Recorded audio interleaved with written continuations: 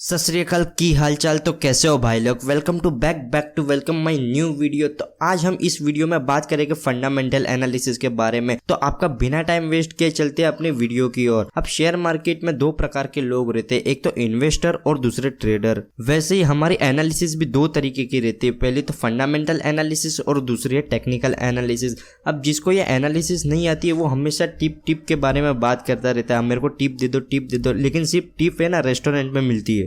और मेरा यही टारगेट है कि आपको लर्निंग करा के टिप से दूर रख के आपको अर्निंग कराना। अब ट्रेडर शेयर मार्केट से पैसा कमाने के लिए टेक्निकल एनालिसिस का यूज करता है, यानी कि वो प्राइस को मूवमेंट को और चार्ट देखकर पैसा इन्वेस्ट करता है और पैसा कमाता है। वैसे ही इन्वेस्टर अपना फंडामेंटल एनालिसिस का यूज करके मार्केट से पैसे कमाता है, जो आज हम अपने वीडियो में देखने वाले हैं। और ये टेक्निकल एनालिसिस क्या है? अगर आपको ये टॉपिक के बारे में लर्निंग करना है तो नीचे जाकर सब्सक्राइब बटन दबा देना, क्योंकि आने वाली नेक्स्ट वीडियो में हम इसी टॉपिक के बारे में बात करेंगे। तो नेक्स्ट अपकमिंग फ्यू मिनट्स हम लोग बात करेंगे अपने फंडामेंटल एनालिसिस के बारे में। अगर आपको वीडियो कहीं भी सही लगे ना तो एक लाइक दबा देना, अगर आपको वीडियो कहीं भी गलत लगे तो डिसलाइक दबा के ठोकना। और आप लोग इन्वेस्टिंग यानी कि एनालिसिस करके करोगे क्या? आपके पास डीमैट अकाउंट है ही नहीं, तो डीमैट अकाउंट खोलने के लिए नीचे एक लिंक दी गई है, उस पर क्लिक करके आप 5 मिनट में फ्री अपना डीमैट अकाउंट ओपन कर सकते हैं। और आपको फाइनेंशियल एडवाइस के लिए एक नीचे जीमेल दी गई है, तो उस पर क्लिक करके आप लोग अपना क्वेश्चन जीमेल कर सकते हैं, यानी कि ईमेल कर सकते हैं। वैसे तो फंडामेंटल एनालिसिस में बहुत सारे रेशियोज आते हैं, लेकिन सिंपल वे में कुछ इंपॉर्टेंट रेशियोज की बात करेंगे। तो पहला रेशियो है पी रेशियो और दूसरा रेशियो है ईपीएस रेशियो, और ये दोनों एक दूसरे से जुड़े हुए हैं। तो पहले बात करते हैं पी रेशियो की। तो पहला और पी रेशियो का फुल फॉर्म है प्राइस टू अर्निंग रेशियो। अब पी रेशियो का एक फॉर्मूला भी है, और वो फॉर्मूला क्या है? पी रेशियो का फॉर्मूला है कि शेयर प्राइस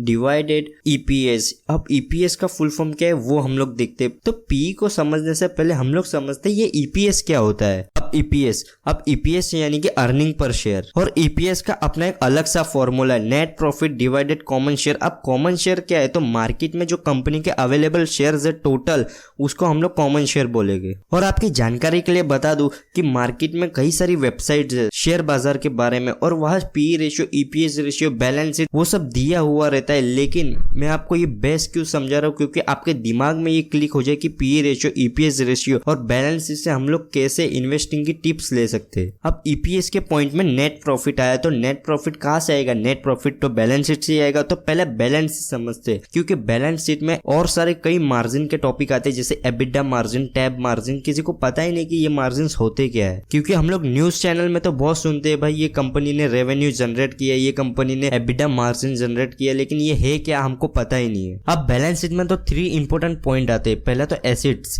दूसरा लायबिलिटीज एंड तीसरा शेयर होल्डर। अब ये एसेट्स में क्या आता है? अब एसेट ऐसी चीज है कि जिससे हमें पैसा मिलता है, और लायबिलिटीज ऐसी चीज है जिससे हमारा पैसा जाता है। और शेयर होल्डर ऑब्वियसली बात है कि शेयर होल्डर है तो उसको इंटरेस्ट के तौर पे कुछ ना कुछ तो देना होगा, तो डिविडेंड तो देना पड़ेगा, लेकिन वो आपकी मर्जी रहती है। डिविडेंड देना है तो दे सकते हो। और जो कॉमर्स के बैकग्राउंड से हो गया उसको तो ये समझ में आ गया होगा, लेकिन जो अदर्स बैकग्राउंड से हो गया उसको ये बात समझ में नहीं आएगी। तो आपको एकदम शॉर्ट वे में समझाता हूँ कि एसेट्स में मान लो कि मशीनें आ जाती है, मकान, ये सब चीजें आती है। और लायबिलिटीज में प्रोविडेंट फंड हो गया, किसी का इंटरेस्ट देना वो हो गया, बैंक ओवरड्राफ्ट हो गया, ये सब चीजें लायबिलिटीज में। अब शेयर होल्डर्स में क्या आता है? तो शेयर होल्डर्स में 2 होल्डर्स आते हैं, एक तो इक्विटी शेयर होल्डर्स और दूसरा प्रेफरेंस शेयर होल्डर्स। अब ये जो 2 टॉपिक है ना ये बहुत लंबे है, इसको आने वाली नेक्स्ट कुछ वीडियो में कवर करेंगे। तो अब हम चलते हैं हमारे बैलेंस शीट की ओर। तो हमारे बैलेंस शीट में सबसे पहले है रेवेन्यू। हमारा रेवेन्यू है 1 करोड़, और हमारा जो कॉस्ट है यानी कि मैन्युफैक्चरिंग कॉस्ट है वो है 40 लाख, और अदर कॉस्ट है यानी कि जो ट्रांजेक्शन कॉस्ट, जो अदर कॉस्ट है वो है 10 लाख रुपीज, यानी कि वो सब माइनस करके हमारे पास बचता है 50 लाख रुपए। उसे हम लोग एबिटा मार्जिन कहते हैं, यानी कि earning before interest, tax, depreciation and amortisation.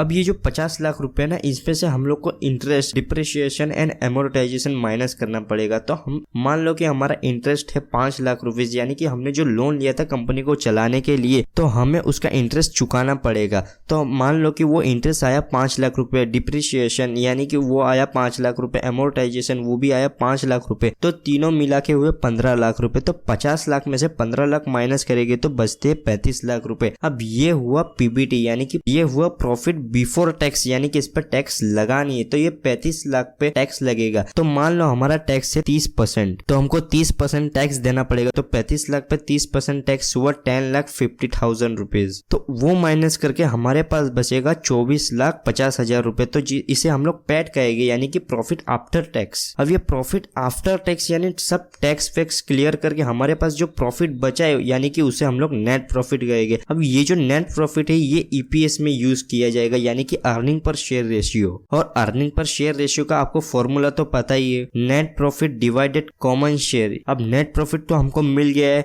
24,50,000 और हम लोग मान लेते हैं कि हमारी जो कंपनी है उसके मार्केट में शेयर सिर्फ 2,45,000 है, तो उससे हम लोग डिवाइडेड करेंगे तो हमारा रेशियो आएगा 10 रुपीज, यानी कि हमारा ईपीएस रेशियो आएगा 10 रुपीज, यानी कि एक शेयर हमको 10 रुपए कमा के दे रहा है। अब ये जो ईपीएस मिला, अब ये ईपीएस तो हम लोग पी रेशियो में यूज करेंगे, क्योंकि पी रेशियो का भी फॉर्मूला है शेयर प्राइस डिवाइडेड ईपीएस। अब मान लो कि ये जो कंपनी है उसका शेयर प्राइस है 200 रुपया का और हमारे पास ईपीएस है 10 रुपीज का, यानी कि 200 डिवाइडेड 10, यानी कि जो मिलेगा जो हमारा होगा पी रेशियो, यानी कि हमारा पी रेशियो आएगा 20 रुपीज। यानी कि पी रेशियो ऐसा होता है कि मुझे इन फ्यूचर जो पैसा मिलेगा उसका 10 गुना चुकाने के लिए मैं आज तैयार हूँ। अब पी रेशियो तो समझ लिया, और एक इंटरेस्टिंग बात बताऊं, एक एग्जांपल से समझते हैं। मान लो कि दो कंपनी है, कंपनी ए और कंपनी बी, और दोनों कंपनी का पी रेशियो सेम है, यानी कि पहली कंपनी का पी रेशियो 10 रुपीज है और दूसरी कंपनी का पी रेशियो 10 है। लेकिन पहली कंपनी का जो शेयर प्राइस है वो 100 रुपीज है और दूसरी कंपनी का शेयर प्राइस है वो 300 रुपए है। यानी कि मैं 10 रुपए कमाने के लिए मैं 100 रुपए दे रहा हूँ और वही दूसरी कंपनी में मैं 10 रुपए कमाने के लिए 300 रुपया दे रहा हूँ। यानी कि मुझे पहले वाली कंपनी में 10% रिटर्न मिल रहे और दूसरी वाली कंपनी में 3% रिटर्न मिल रहे।